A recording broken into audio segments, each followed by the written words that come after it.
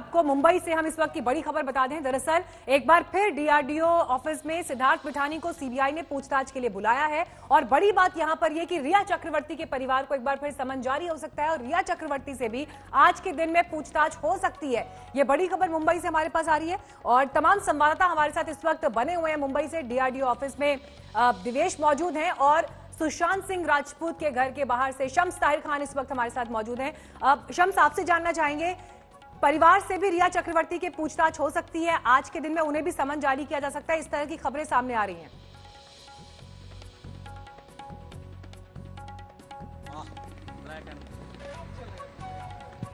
दिवेश, आज के दिन में परिवार को भी पूछताछ के लिए बुलाया जा सकता है, रिया चक्रवर्ती को बुलाया जा सकता है, क्या डिटेल्स आ रही है वहां से? जी, सूत्रों के मुताबिक यही पता चल रहा है कि आज समन जारी किया जा सकता है। हो सकता है आज ही उन्हें इन्वेस्टिगेशन टीम के सामने अपीयर होने के लिए कहा जाए, इन्वेस्टिगेशन ज्वाइन करने के लिए कहा जाए। सीबीआई की एसआईटी अभी फिलहाल सिद्धार्थ पिठानी, केशव बचनेर, दीपेश सावंत और जो अन्य लोग हैं उनसे पूछताछ कर रही है। ये जो 4 लोग हैं वो की विटनेसेस हैं जो उस वक्त 14 जून को घर में मौजूद थे जिस दिन सुशांत की मृत्यु हुई। सिद्धार्थ पिठानी वही व्यक्ति हैं जिन्होंने सबसे पहले सुशांत को उनकी स्टेटमेंट के मुताबिक पंखे से लटका हुआ पाया था। इसके बाद केशव बचनेर, दीपेश सावंत ये लोग गए कमरे के अंदर और उन्होंने फिर सुशांत को इस अवस्था में पाया। उन्होंने भी अपने स्टेटमेंट में यही बताया है। चाबी वाला जो था मोहम्मद रफी, जिससे आज तक ने खास बातचीत की थी, उन्होंने यही बताया था कि कमरा अंदर से लॉक था, उनको लॉक तोड़ना पड़ा। लॉक तोड़ने के लिए उन्हें सिद्धार्थ पिठानी ने ही कहा था। उसके बाद जब लॉक खुला तो उन्हें अंदर नहीं जाने दिया गया। सिद्धार्थ पिठानी ने उन्हें अंदर झांकने तक नहीं दिया और उन्हें दरवाजे तक छोड़ दिया गया। उसके बाद सिद्धार्थ पिठानी खुद सबसे पहले अंदर गए थे कमरे में। उन्होंने सुशांत की लाश को लटका हुआ पाया था। हमने नीरज सिंह जो है, जो कुक थे सुशांत सिंह राजपूत के, उन्होंने अपने शम्स ताहिर खान भी हमारे साथ सुशांत सिंह राजपूत के घर के बाहर से मौजूद हैं।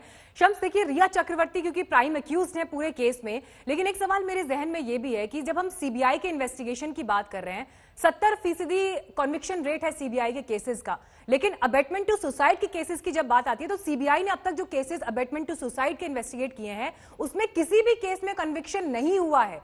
इस फैक्ट को, इस तथ्य को अगर हम ध्यान में रखें तो इस लिहाज से सीबीआई के लिए रिया चक्रवर्ती को प्राइम अक्यूज्ड मानते हुए अबेटमेंट टू सुसाइड को जांचना कितनी बड़ी चुनौती है? ये सबसे ज्यादा मुश्किल काम होता है जांच का, ये पहलू कि किसी को अबेटमेंट ऑफ सुसाइड के लिए आप प्रूफ और पुख्ता सबूत लाएं, क्योंकि यहाँ पे डायरेक्ट एक्ट जो मैं कह रहा हूँ बार बार वो बहुत जरूरी है। लेकिन एक चीज यहाँ पे और भी बताऊँ कि सीबीआई ने अब तक मुंबई में आने के बाद पिछले 3 दिनों में जो पूछताछ की है वो एक तरह से तमाम विटनेस की पूछताछ की, उसमें कोई एक्यूज नहीं है।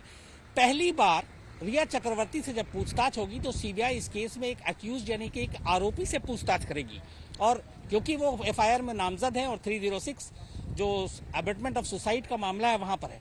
यहाँ पे ये कि जो आपने बताया, सीबीआई ने आज तक खुदकुशी के लिए उकसाने के किसी भी मामले में किसी को सजा नहीं दिलाई है। उसकी वजह यह है कि सुप्रीम कोर्ट की एक रूलिंग है कि आपको डायरेक्ट एक्ट, जैसे इसको ऐसे समझिए कि सुशांत सिंह राजपूत की 14 तारीख को मौत होती है, रिया 8 जून को घर छोड़कर चली गई। 8 जून के बाद से ना मोबाइल पे बात करती है ना व्हाट्सएप पे करती है।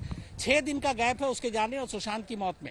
तो इन 6 दिनों में कोई डायरेक्ट लिंक अगर सीबीआई स्टैब्लिश करती है कि ऐसा कोई एक्ट, ऐसा कोई काम किया, ऐसी कोई बात की, ऐसा कोई प्रोवोक किया जिसकी वजह से सुशांत ने, अगर ये सुसाइड है तो तब ये कदम उठाया, तो फिर रिया चक्रवर्ती मुश्किल में पड़ जाएंगी। लेकिन अगर 6 दिन के इस गैप को कोई लिंक नहीं जोड़ पाती है सीबीआई, जिससे ये लगे कि नहीं सुशांत की जो मौत है उसकी वजह त्वरित यानी कि उस वक्त जो चीज हुई उससे कोई लेना देना नहीं है, तो फिर रिया चक्रवर्ती आसानी से बच जाएंगी। तो ये दोनों चीजों को एस्टैब्लिश करना सीबीआई के लिए सबसे बड़ी चुनौती है, और सिर्फ इस केस में नहीं। इसीलिए जो बाकी अभी हम बात कर रहे हैं, आज तक किसी भी खुदकुशी के लिए उकसाने के मामले में सीबीआई किसी को सजा नहीं दिला पाई। उसकी वजह यही है कि आप डायरेक्ट लिंक, डायरेक्ट एक्ट कि उस शख्स ने जो खुदकुशी कर रहा है उस वक्त उसके दिमाग में क्या चल रहा है, उसने उसकी वजह से किया, उसने उसके साथ ऐसा किया, उसने ऐसी बातें की कि वो डिप्रेस हो गया। तो ये चीजों को साबित करना, जिस खास तौर पर अगर आपके पास सुसाइड नोट नहीं है तो सबसे ज्यादा मुश्किल और चैलेंजिंग हो जाता है।